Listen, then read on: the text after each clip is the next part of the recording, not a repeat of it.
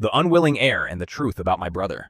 I refused to pay bail for my brother after he got into an accident while driving, and he turned around and accused me of cheating and dividing our inheritance, exposing horrifying secrets about his past. My name is Liam Sterling. I am 35 years old, a successful low-profile architect based in Boston, and I thrive on order and predictability. My life was finally stabilizing after the tumultuous death of my father, Richard Sterling, 6 months ago. Richard was a successful self-made real estate mogul, and his death left me and my older brother Victor as co-heirs to a substantial estate of fortune I never truly wanted. My brother Victor is my antithesis. He is 40, charming, volatile, and perpetually drifting between failed schemes and bad decisions. He always expected life to hand him the gold, an expectation fostered by years of our father indulging his worst impulses. The inheritance was the catalyst for the current breakdown. Victor saw the estate as a lottery ticket. I saw it as a responsibility.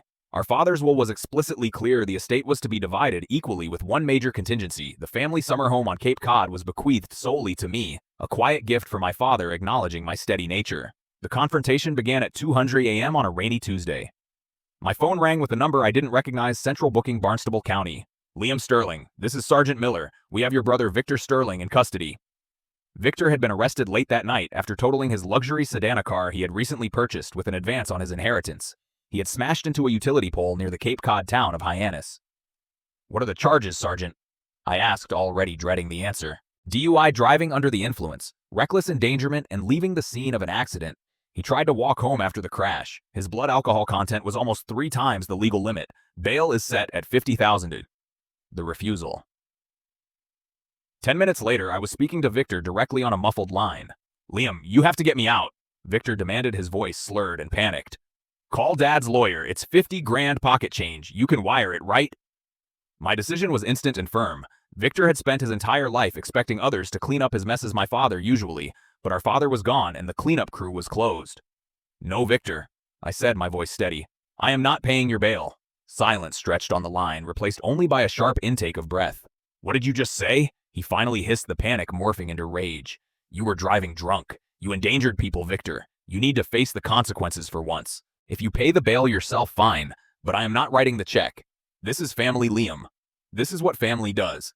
You have millions sitting there. You can't just leave me in a cell. You're right, I have the money, but you're wrong about what family does. Family doesn't enable addiction and recklessness. You need to sober up and start taking responsibility. Call me when you're ready to talk to a defense attorney, not when you need a check written. I hung up, my heart pounding but resolute. The threat. The next morning, Victor was finally released after scraping together the bail money from frantic calls to friends and a loan against his remaining liquid inheritance. He didn't call a lawyer. He called me, his voice radiating pure, focused malice. You left me in that cage, Liam. You're trying to destroy me, just like you always did. But I'll tell you what's going to destroy you. Stop talking about the accident, Victor. Get a lawyer. It's not about the accident, you cheating son of a bitch. It's about the will, he screamed. You think you're so smart with your precious Cape Cod house, you manipulated Dad. You cheated me on the inheritance, and I'm going to expose you. The will was divided equally, Victor, minus a specific bequest to me, which you already contested and lost. I said, reciting the legal facts. The will is garbage, and you know why. You stole that house, Liam, and I'm going to make you pay. You want to see consequences. I'm going to expose the real reason Dad gave you that house, and I promise you it will destroy your life and everything you thought you knew about our father and our family. The rage in his voice was terrifyingly authentic. He wasn't just throwing around petty accusations. He was threatening to reveal a fundamental lie at the core of our family's foundation. The truth about the will, the house, and our father's past was about to be dragged into the light. Victor's threat that he knew a horrifying secret related to the Cape Cod house bequest that would destroy my life rattled me more than I cared to admit. My father, Richard, was a complex man who guarded his private life fiercely. If there was a secret, it was buried deep. My initial response was legal defense. I immediately contacted Arthur Vance, my father's longtime estate lawyer and the executor of the will. Arthur, Victor is making wild claims about the will and the Cape Cod house, I explained. He's threatening to go public, claiming I cheated him. Arthur, a man of quiet competence, listened patiently. Liam, the will is ironclad. It was prepared meticulously. Victor contested the specific bequest of the house to you, and the court dismissed it. Legally, the division is final 50-50 division of the liquid assets plus the house for you. Did my father ever express a reason for giving me the house exclusively? I pressed. Arthur sighed. Your father rarely volunteered his motivations. But there is one thing you should know, Liam. It's related to the house, but it's not in the public documents. When we finalized the will 2 years ago, your father added a private letter of instruction sealed and only to be opened upon your specific request. The letter of instruction. Arthur retrieved the envelope from his secure safe. It was heavy parchment sealed with the family crest. The outside was addressed to me in my father's unmistakable handwriting. Your father insisted I only give this to you if the inheritance was ever seriously challenged, or if you felt Victor's behavior became truly destructive, Arthur said. He must have anticipated something like this. Back in my office, I broke the seal. The letter wasn't long, but the contents were devastating. My father wrote about his life, his regrets, and then the truth about the Cape Cod house. The house was not merely a sentimental gift to me. It was compensation or payment for something I was never told. Richard revealed that the house had been purchased decades ago, not just as a vacation spot, but as a safe place for my mother Helen during a period of immense strain. The strain was caused by Victor's biological father. The horrifying secret was this: Victor was not Richard Sterling's biological son. The letter explained that when Victor was an infant, my mother had a brief, regrettable affair. Richard, who loved my mother deeply, chose to forgive her and raise Victor as his own, swearing the three of them, Richard, Helen, and Victor, to absolute secrecy. However, Victor's biological father, an unstable man with a history of minor criminal activity, had occasionally contacted the family over the years, specifically targeting Victor. Richard bought the secluded Cape Cod house specifically to move my mother and an infant Victor away from the city during one of those periods of harassment. Richard had given me the house not as a gift, but as the asset that makes us, even compensating me for the financial burden and emotional toll of maintaining this lifelong complex secret, which he saw as his greatest failure as a father and a husband. The letter finished with a plea. Victor must never know. It would destroy him entirely. I hope you never have to use this, but if he tries to claim you cheated him, this is the final truth he has no right to. The new weapon.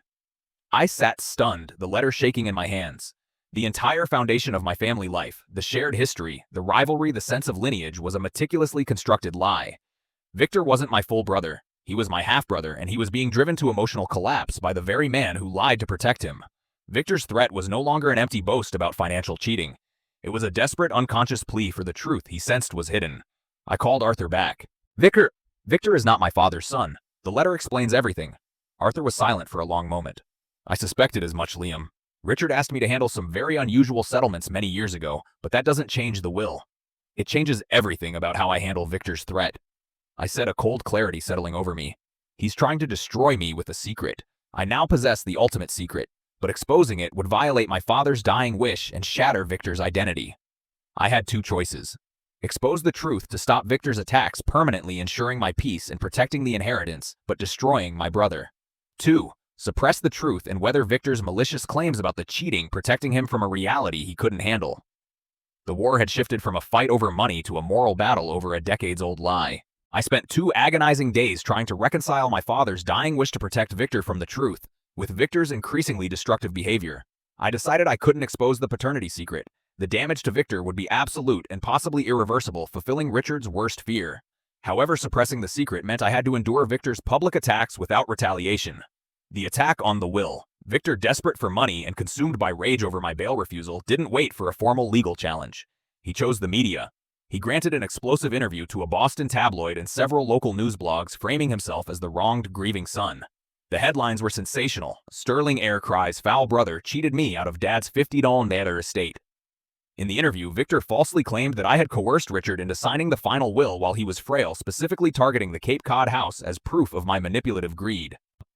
Liam always had dad's ear, Victor slurred to the reporter. He promised dad he'd take care of him, but he just used his last months to rewrite the legacy. That house was meant for both of us. Liam's not just a bad brother. He's a thief manipulating a dead man's wishes. The accusations were libelous but effective. My phone rang nonstop. Clients and business partners who rely on my reputation for integrity started asking pointed questions about the disputed inheritance. My carefully constructed professional life was being smeared by my brother's recklessness.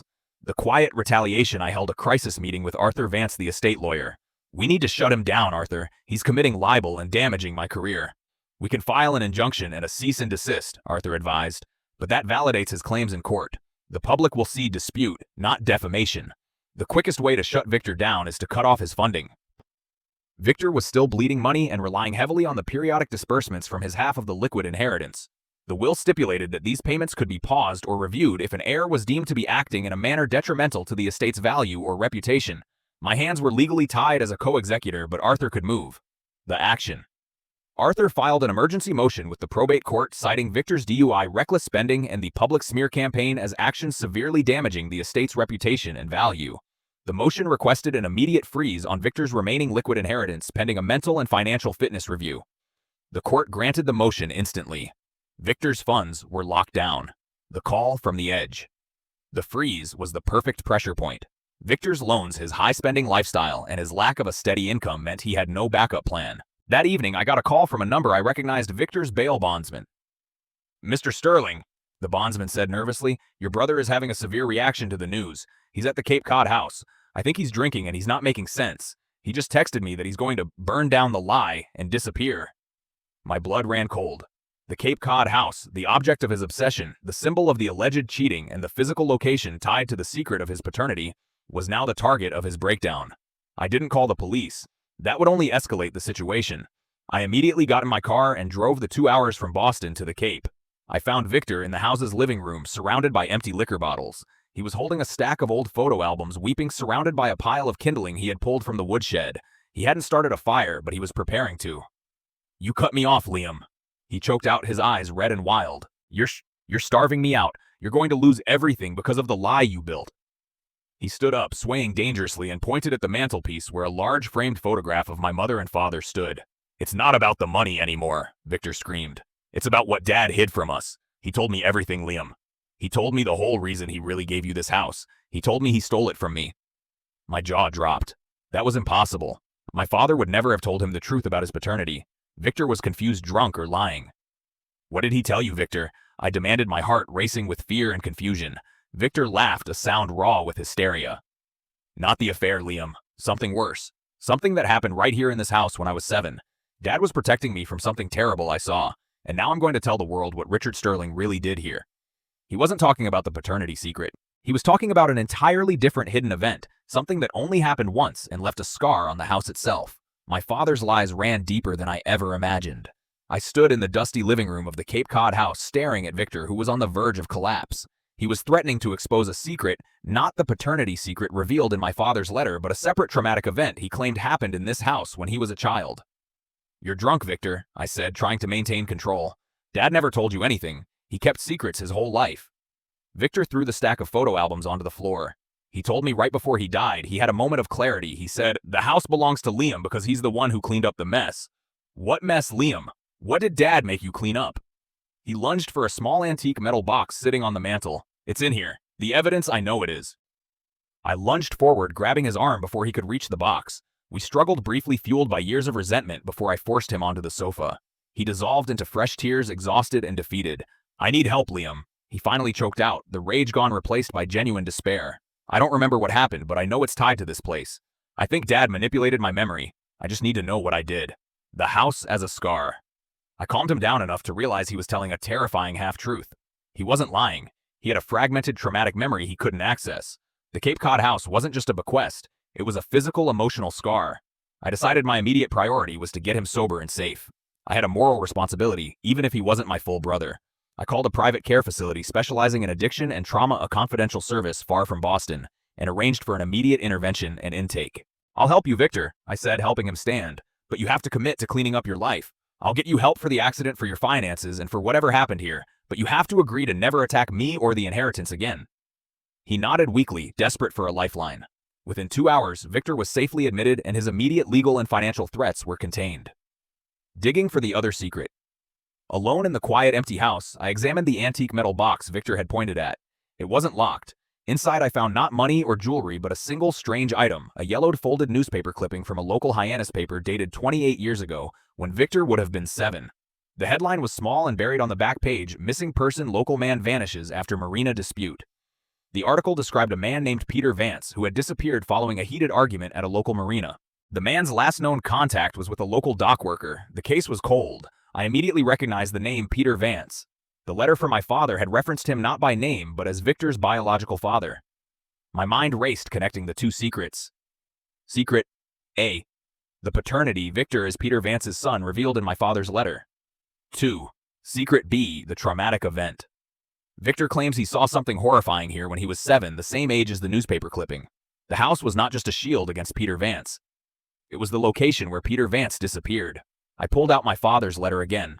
Richard had mentioned that Victor's biological father had threatened the family repeatedly, once leading them to flee to the Cape. What if the marina dispute wasn't a random disappearance? What if my father had been involved? The truth wasn't that Richard Sterling stole the house from Victor. It was that Richard Sterling used the house to protect Victor from a crime that Richard himself may have committed. I called Arthur Vance, the estate lawyer, instructing him to initiate a highly confidential search of all old legal files related to my father's activities near Hyannis, Massachusetts, specifically 28 years ago. I needed to know what my father had done in that house to clean up the mess. After leaving Victor safely admitted to the private trauma and addiction facility, my focus returned entirely to the Cape Cod house and the devastating implications of the Peter Vance disappearance. The newspaper clipping and Victor's fragmented memory suggested a horrifying possibility my father, Richard Sterling, may have been directly involved in the death or disappearance of Victor's biological father.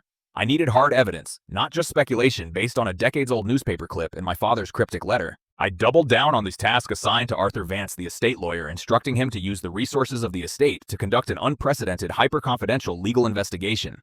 The paper trail. Arthur and his team spent 2 intense weeks digging into my father's financial and legal history from 28 years prior. Richard Sterling was a real estate mogul.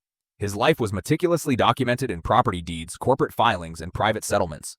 They found several unusual transactions, all clustered within 6 months of Peter Vance's disappearance. 1. A massive cash withdrawal. A withdrawal of nearly $200,000 in cash from a private offshore account, a highly irregular move for my father. The purpose was listed vaguely as emergency business settlement. 2. The dock worker settlement. Arthur discovered a sealed confidential agreement involving a local dock worker in Hyannis. The worker received a substantial payout from one of my father's shell companies and signed an airtight non-disclosure agreement (NDA) regarding events witnessed at the marina. This worker was the last person reported to have seen Peter Vance alive. 3. The house renovation. The Cape Cod house underwent an immediate, expensive, and extensive interior concrete and foundation replacement that year, far exceeding normal maintenance. The contractor was paid entirely in cash and signed a specific liability waiver. Arthur laid out the evidence in his Boston office, his expression grim. Liam, your father, covered a major event. He paid off a witness and paid an enormous all-cash renovation fee for the structure of that house. The level of secrecy and the specific timing strongly suggests that Peter Vance's disappearance is connected to your father and possibly the Cape Cod property itself. The house as the crime scene. The implication was chilling. The house, which Victor had claimed held the secret to the mess he saw, might literally contain the evidence of a crime. The expensive foundation work immediately suggested that something may have been buried or concealed beneath the structure. I drove back to the Cape Cod house, this time armed with the terrible knowledge of the legal dig. I focused on the foundation and the concrete floor of the garage, looking for any inconsistencies. I found it in the garage. The floor was solid concrete, but in one corner near the main support beam, the concrete had a slightly different color and texture. It was a section roughly 6 feet by 2 feet, the size of a grave, that had been poured and finished differently from the rest of the slab. I felt physically ill. My father, the respected mogul, had potentially committed murder and buried the victim beneath the very house he bequeathed to me, the asset that makes us even. The brothers' revelation. That night, Victor called me from the facility, sober and lucid for the first time in years. His therapist had initiated controlled memory recovery sessions. Liam, I remembered something. Victor said, his voice quiet and broken. It wasn't a fire. It was a fight. Dad was here and the Manthe man who wasn't Dad was here too. They were yelling. It was late. I was 7. What did you see, Victor? I whispered, my eyes fixed on the patched concrete in the garage. I saw Dad push him. The man fell against the boat trailer in the garage. He didn't get up. Dad told me to go inside and watch TV, and he locked the garage door. He said, Victor, we are cleaning up a mess. Don't ever talk about this, or the police will take your mother away forever. Victor's memory wasn't about cheating in the will. It was a fragmented memory of a fight and a body. My father hadn't just protected Victor from the truth of his paternity. He had forced his 7-year-old son to be an unwilling witness to a potential homicide and then manipulated his memory to hide the crime. The bequest of the house wasn't compensation for a secret. It was the final burden. My father had passed the responsibility of hiding his crime and potentially the body to me, the responsible son who cleaned up the mess. I now had the ultimate secret. My brother was potentially an eyewitness to our father's crime, and the evidence was literally beneath my feet. Victor's recovered memory witnessing the fight, the fall against the boat trailer, and my father's coercive lie about protecting Mom confirmed my worst fears. My father hadn't just covered up the disappearance of Peter Vance. He had created a living trauma in his son Victor and left me with the physical evidence of his potential crime. The bequest of the Cape Cod house was no longer an inheritance. It was a legal and moral liability, the moral dilemma. I called an emergency, highly confidential meeting with Arthur Vance, the estate lawyer, instructing him to come immediately to the Cape Cod house. I showed him the newspaper clipping, the financial records detailing the cash payment to the contractor, and the clearly repoured concrete section in the garage. Arthur, my father, likely killed Peter Vance, Victor's biological father, in this garage 28 years ago and concealed the body beneath the foundation, I stated flatly. Victor witnessed it and was coerced into silence. Arthur was stunned, pale. If this is true, Liam, the house is a crime scene. Your father risked everything, including Victor's psyche, to hide this. The question was no longer about the inheritance. It was about the law and morality. I had three impossible choices: silence and protection. Keep the secret, fulfill my father's dying wish to protect Victor from the full truth that the father he knew was a killer and protect the family name and estate. 2. Disclosure and ruin, report the potential crime. This would likely lead to the exhumation of the body, a full homicide investigation, the complete destruction of my father's legacy, and the immediate seizure and forfeiture of the Cape Cod house. 3. Blackmail, counter. Use the threat of exposing the murder, not the paternity, to force Victor into a legal settlement, ensuring my control over the entire estate. The decision, the truth, above all. I rejected the idea of silence and the idea of further manipulation. My father built our wealth on a lie and a potential murder, and I couldn't inherit that sin. We have to report this, Arthur, I decided. I cannot live with the knowledge of a man buried under my house, and Victor needs the absolute final truth to begin healing. Arthur was hesitant. This will be the biggest scandal in New England this decade. It invalidates the entire bequest of the house and exposes the entire estate to massive litigation, potentially from Peter Vance's remaining family. You will be accused of trying to destroy your father's memory out of spite. I will take that risk, I confirmed. Victor attacked me over the inheritance because he instinctively knew the house was tainted. The inheritance is cursed. We have to clean up my father's real mess. The call to the authorities. Arthur and I structured the disclosure carefully. We didn't want to tip off the media or give Victor's defense team any opportunity to spin the story. Arthur arranged an extremely confidential meeting with the Massachusetts State Police Cold Case Unit and the Barnstable County District Attorney. I presented them with the key evidence: the recovered newspaper clipping of Peter Vance's disappearance, the financial records of the witness payout and the all-cash renovation, the repoured concrete section in the garage marked by Arthur's engineering consultant, a summary of Victor's recovered memory, which I framed as trauma-induced recollection, not direct testimony. The authorities were professional, solemn, and immediately recognized the severity of the claim. A warrant was issued the next day for a non-destructive inspection of the garage foundation. The confirmation. 2 days later, the news hit. It wasn't about the inheritance dispute. It was about the police presence at the Sterling family's Cape Cod estate. The police confirmed my horrifying suspicion. Ground-penetrating radar indicated an anomaly consistent with buried human remains beneath the repoured concrete slab in the garage. The house was immediately sealed off as a confirmed crime scene. I called the trauma facility where Victor was recovering. His therapist informed him of the breaking news, and the initial reaction was not fear, but a profound cathartic release. The mess he saw as a child was finally tragically validated. I was now facing the financial ruin of the estate, the loss of the house, and the public humiliation of a homicide investigation. But Victor was free of his lifelong trauma, and the truth, however horrific, was finally out. The discovery of the anomaly beneath the Cape Cod garage transformed the inheritance dispute into a major cold case homicide investigation. My father, Richard Sterling, the respected real estate mogul, was now the prime suspect in the probable murder of Peter Vance, Victor's biological father. The media coverage was explosive. The Sterling family name became synonymous with scandal. The Cape Cod house was cordoned off with police tape. The location where my childhood summers were spent was now a gruesome crime scene. The exhumation and confirmation. Within a week, the forensic investigation confirmed the terrible truth. The remains of Peter Vance were recovered from beneath the concrete slab. Cause of death was ruled a blunt force trauma consistent with a severe impact, matching Victor's fragmented memory of the man hitting the boat trailer. The district attorney's office immediately classified the case as an open homicide. Since Richard Sterling was deceased, the case would be closed as a death of suspect. But the truth about my father's actions was now a permanent public record. The entire Sterling estate immediately entered a state of legal limbo. The Cape Cod house, as the site of a confirmed homicide, was seized by the state for evidence and eventually faced massive devaluation and forfeiture. Furthermore, the estate was now open to civil litigation from any surviving family of Peter Vance, threatening to drain the remaining $50 million fortune. My biggest fear, financial ruin and public shame, was realized, but I had no regrets. Victor's legal redemption. The revelation of the murder and the subsequent trauma Victor endured had an immediate effect on his pending DUI charges. His new public defender successfully argued for a complete review of his case, citing the overwhelming stress and undiagnosed trauma caused by his father's manipulation and the suppressed memory of witnessing a violent death. The emotional distress and trauma were deemed severe contributing factors to his recent breakdown and reckless behavior. The court, sympathetic to the extraordinary circumstances, showed leniency. Victor was convicted only of the lesser offense of driving under the influence, and the charges of reckless endangerment and leaving the scene were dropped. His sentence was focused entirely on rehabilitation, mandatory intensive long-term substance abuse treatment, and trauma therapy with supervised probation. He avoided any jail time. The irony was stark. I refused to pay his bail, forcing him to face consequences. That refusal ultimately led to the uncovering of the truth, which saved him from prison and provided the key to his psychological recovery. The confrontation with Mom. The only person who still clung to the lie was my mother, Helen Sterling. She had known the paternity secret, but I couldn't be sure if she knew about the murder. I went to her penthouse apartment in Boston. She was frantic watching the news coverage, terrified her pristine social standing was about to crumble. "You ruined us, Liam," she wept, her voice harsh. "You exposed your father's memory and destroyed the entire estate. Why did you have to dig?" "Did you know, Mom?" I asked, my voice flat. "Did you know Dad killed Peter Vance and buried him in the garage?" She looked away, unable to meet my eyes. "Richard told me it was an accident, a fall. He said he had to hide it to protect us all, to protect Victor from the shame of his father's criminal past. He swore the secret died with him. And you let him force a 7-year-old child to witness a potential murder and then live with the psychological burden of covering it up," I demanded. She finally broke.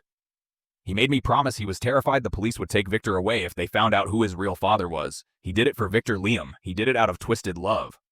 I realized my father was neither a saint nor a monster, but a deeply flawed, desperate man whose attempts to secure his family through lies and crime ultimately destroyed us all." I looked at my mother, the last co-conspirator in the decades-long lie. "The inheritance is gone, Mom. We will be fighting civil suits for years. But Victor is finally safe, and I am finally free of my father's guilt. That is the only inheritance that matters now." The family fortune was dissolving, but the emotional cost had been paid in full. The next and final steps were the complex legal battle to save what little was left of the estate and ensure Victor's ongoing recovery. The homicide confirmation shattered the Sterling family's reputation and froze the remaining assets of the estate. The Cape Cod house was gone, and the media frenzy ensured that every detail of Richard Sterling's deceit, from the paternity lie to the burial of Peter Vance, was public knowledge. The estate under siege. Arthur Vance, the estate lawyer, was now fighting a frantic defensive legal war. The $50 million estate was being targeted by two major fronts. Civil litigation. Peter Vance's estranged relatives surfaced immediately, filing a massive wrongful death suit against the estate of Richard Sterling. The evidence was irrefutable, meaning a settlement was inevitable. 2. Asset forfeiture. The state was pursuing legal action to claim assets used in the commission or concealment of the crime, including the cash payouts used for the witness and the renovation. Arthur estimated that after taxes, legal fees, and the wrongful death settlement, the remaining estate would be reduced by at least 60%, perhaps down to $20 million. I accepted the financial losses without protest. The destruction of the fortune was the price of the truth. The sister's story. Amidst the legal chaos, a new unexpected character emerged, Laura Vance, Peter Vance's estranged sister. She hadn't seen Peter in decades, but propelled by the news, initiated the civil suit. Arthur arranged a confidential meeting between Laura and me. She wasn't seeking revenge, she was seeking understanding. "I just need to know what happened to my brother," Laura stated, sitting across from me in Arthur's office. "He was volatile, but he didn't deserve to vanish." I made a difficult choice. I gave her the full, unvarnished truth reading from my father's letter, the paternity, Richard's desperate efforts to protect his family, and Victor's trauma. I didn't hide the fact that Richard had concealed the truth for decades. Laura was horrified, but strangely grateful for the clarity. "Your father was wrong to lie, but he did try to protect his son. I understand now why Peter had to disappear. He was a dangerous man." This unexpected understanding led to a crucial agreement. Laura agreed to accept a controlled, limited settlement to avoid a protracted public trial. She was more interested in closure and ensuring Victor's psychological well-being than in bankrupting the estate. This goodwill gesture likely saved the estate millions. The unwilling heir finds peace. I visited Victor at the trauma facility. He was sober, engaged in therapy, and processing the devastating truth about his paternity and his childhood memory. He was finally on the path to genuine recovery. "I used the house and the will to attack you, Liam," Victor said, his voice quiet with shame. "I thought you cheated me, but you were just holding a terrible burden. You saved me." "We saved each other, Victor," I admitted. "The anger and the secrets were what was keeping us trapped. I refused your bail, and that anger forced me to dig up the truth. It cost us the house and most of the money, but we gained our freedom." We agreed on the final terms of the inheritance. We would divide the remaining $20 million equally. Victor, no longer driven by entitled rage, accepted his share as a clean slate for his rehabilitation, not a victory trophy. I, the unwilling heir, decided my share would be dedicated to building a foundation focused on trauma-informed addiction treatment, named in my mother's honor, a way to redeem the family name and ensure no one else suffered the psychological price of my father's devastating secret. The inheritance was no longer a curse. It was a catalyst for healing and redemption. With the civil settlement finalized and the estate stabilized, the public scrutiny began to subside. The immediate crisis was over, but the final delicate piece of the recovery was helping my mother, Helen Sterling, confront her role in maintaining the decades-long lie. Helen had retreated from public life, living in isolation in her Boston penthouse, consumed by guilt and the shame of her husband's actions. The loss of her reputation and the realization that she had prioritized Richard's secret over her son's psychological health had broken her. A mother's confession. I went to my mother's apartment not as an angry son, but as a survivor of the same deception. "You need to see Victor, Mom," I urged her. "He needs to hear the truth from you, not just the therapist's. He needs to know why you chose to raise him under that lie." Helen was terrified. She hadn't seen Victor since before his breakdown, and she feared his inevitable resentment. I accompanied her to the facility. The meeting was strained but necessary. Victor, sober and clear-eyed, was no longer the volatile, raging man who had threatened me. "Why, Mom?" Victor asked quietly. "Why did you let him tell me that story about the cleanup? Why did you let me believe I saw something terrible when I was 7 and had to keep it secret?" Helen finally broke down, the decades of suppressed guilt pouring out. "Because your father was terrified, Victor. He wasn't afraid of the police. He was afraid of losing you. Peter Vance was dangerous and unstable. Richard believed that if the truth about Peter came out, the affair, the violence, the state would take you away from us, especially after the accident. He made me promise to keep the secret so our family could stay intact. It wasn't about the money, darling. It was about fear." Victor listened, absorbing the pain of the revelation. It wasn't the heroic love story Richard had spun, but a messy human story of fear, secrecy, and a terrible mistake made with good intentions. "I forgive you, Mom," Victor finally said, embracing her. "But Dad's love was a cage. I'm just glad Liam had the courage to break us out of it." The reunion was cathartic. The family dynamic had been irrevocably altered, replacing the toxic foundation of lies with the fragile hope of genuine, honest love. The unburdening of the estate. With the emotional ties stabilized, Arthur and I finalized the division of the remaining estate. The legal fees were enormous, but the final remaining capital was clean. The estate, now significantly reduced but free of legal risk, was divided 50-50. I took my share, the $10 million, and immediately put the funds toward establishing the Sterling Family Foundation for Trauma and Addiction, named in my father's honor. It was a way to publicly acknowledge the dark circumstances of his death while focusing the family legacy on healing and redemption. Victor, taking his $10 million, established a private investment fund to secure his future. He remained committed to his treatment, using his financial security as a tool for recovery, not destruction. The inheritance, which Victor saw as a stolen prize and I saw as an unwanted burden, was finally transformed into something meaningful.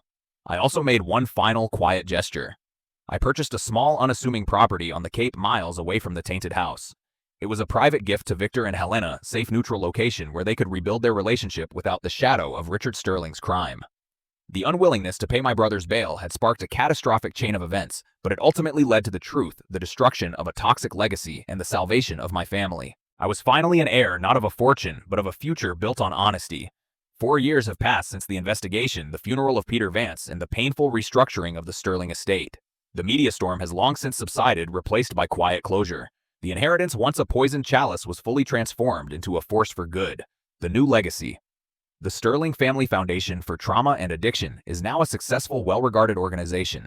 It focuses on supporting intensive long-term care for individuals whose addiction is fueled by unaddressed childhood trauma, a direct reflection of Victor's journey. I, Liam Sterling, remain the primary architect and silent guiding force of the foundation. My role is one of quiet stewardship, a world away from the high-stakes real estate deals my father once commanded. I successfully rebuilt my architecture practice, prioritizing clients and projects that aligned with my new commitment to ethical, grounded work. My mother, Helen, found renewed purpose working with the foundation, leveraging her social connections for fundraising. She is finally at peace, no longer burdened by Richard's secret. Her relationship with Victor is tender and honest, rebuilt on a foundation of shared understanding. Victor's future. Victor, now sober and fully committed to his psychological recovery, is thriving. He completed his mandatory treatment and continued therapy. He used his remaining inheritance wisely, investing in small community-focused projects, a far cry from the reckless ventures of his past. He established a small nonprofit consulting service, helping others navigate complex family inheritances and the emotional fallout of estate disputes. He transformed his experience from a source of shame into a source of unique, painful wisdom. He occasionally volunteers at the foundation, sharing his journey. Our relationship is one of acceptance. We are half-brothers, defined not by the genetics of 2 different fathers, but by the shared trauma of one difficult man and the mutual choice to heal. We meet regularly, not to discuss money or inheritance, but to share quiet adult lives finally lived without lies. The finality of the house, the Cape Cod house, the site of the murder, the lie, and Victor's trauma, was ultimately demolished. The land was sold to the local municipality to be converted into a small public conservation area, ensuring that the ground once used to conceal a terrible secret was now open and beneficial to the community. The money was gone, the house was gone, and the lies were gone. The inheritance war, sparked by my refusal to pay Victor's bail, had led to the complete dissolution of the toxic structure our father had created. I stood on the empty land of the former Cape Cod property one last time. There was no plaque, no marker, just the natural coastal grasses swaying in the wind. The silence was absolute. The burden was finally lifted. The unwilling heir had not inherited a fortune, but a truth. And that truth, bought at the cost of public scandal and financial ruin, was the greatest wealth I would ever possess.